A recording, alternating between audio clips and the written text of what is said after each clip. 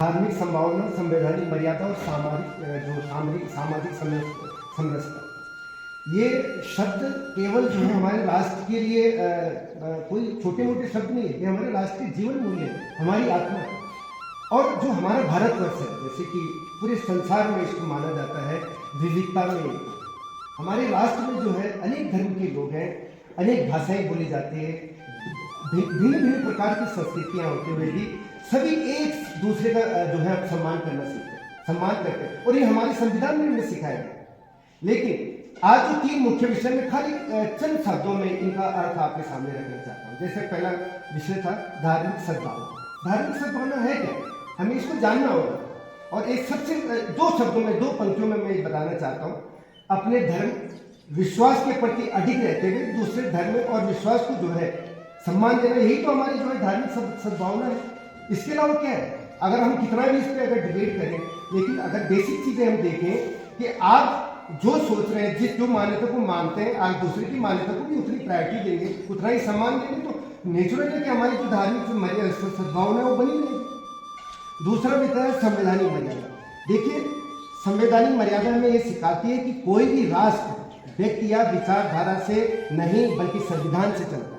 हमें बार बार यही सिखाया गया और हम भटक जाते हैं रास्ते में। वो रीजन क्या है भटकने का, क्योंकि हम लोगों को जो कुछ लोगों की महत्वाकांक्षा, राजनीतिक महत्वाकांक्षा, पर्सनल महत्वाकांक्षा, संगठनों की महत्वाकांक्षा, हमें भटकाने का प्रयास किया जाता है। हमें धर्म के नाम पे बांटा जाता है, हमें क्षेत्र के नाम पे बांटा जाता है, हमें जाति के नाम पे बांटा जाता है। और आजकल जो मोबाइल सिस्टम हो गया है, इसमें इस तरह के व्हाट्सएप मैसेज मिलते हैं कि हम लोग भटकना शुरू कर देते हैं। लेकिन अगर हम मन से मनन करें कि वास्तव में हमारी जो संवैधानिक मर्यादा क्या है, तो देखिए, हमारा जो भारतवर्ष है पूरे संसार में सबसे बड़ा लोकतांत्रिक देश है। और अगर हम समझे कि सर्वोपरि हमारे लिए कानून सर्वोपरि है, कानून से ऊपर कुछ नहीं है, तो मैं बोलता हूं कि हमारी संवैधानिक मर्यादा जो है वो बिल्कुल निश्चित रहेगी और निष्पक्ष रहेगी और उसमें किसी प्रकार की कोई बाधा नहीं हो सकती।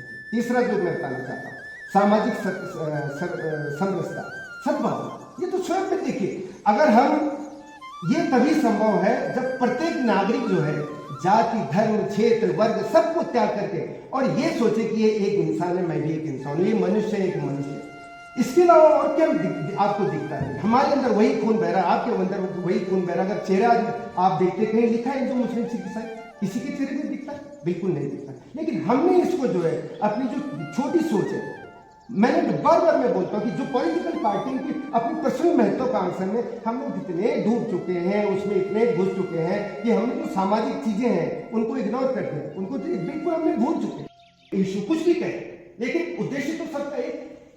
तो इसलिए मैं सभी से एक बोलना चाहता हूँ अंत में कि अगर हम अपने पौराणिक ग्रंथ पढ़े या जो भी, अगर हमारी जो जहाँ से हमें शिक्षा मिली थी, कोई हमें नहीं सिखाता कि आपस में पैर रखना।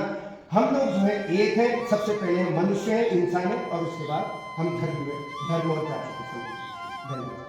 हमें अपनी राजनीति करनी है, उससे बचने की जरूरत है, हर एक का सम्मान करने की जरूरत है। और अपने सैनिक का सम्मान जब हम करेंगे तभी ये देश आगे बढ़ेगा। सैनिक के साथ साथ अगर मैं सिविल सोसाइटी की बात करूं, अगर मैं आम नागरिक की बात करूं, तो आम नागरिक जो प्यार भाईचारे के साथ रहता है, अगर उसमें कहीं से कुछ खटपट होती है तो वो हम सबकी जिम्मेदारी हो जाती है एक कलेक्टिव तरीके से कि हम उसे समझाएं कि नहीं, तुम भी मनुष्य, मैं भी मनुष्य। लेकिन 1947 से पहले भी लोग रहते थे, संविधान से पहले भी लोग रहते थे। मैं एक कुछ छोटे से जिले के लिए चाहता हूँ, यहाँ पर 46, 47, 48 में मैं पढ़ता था और केरी में राजा की रियासत होती थी, केरी रियासत। वहाँ पर सभी धर्म के लोग थे, हिंदू भी थे, सिख भी थे, जैन भी थे, ईसाई भी थे, मुस्लिम भी थे, मस्जिद भी थी। और जब हम पहले यंग स्टूडेंट जाते थे तो मेरी माँ की एक क्लास साथी थी, आज भी हमें याद है, चिंद्री मौसम, मुस्लिम। हमें वो कान पकड़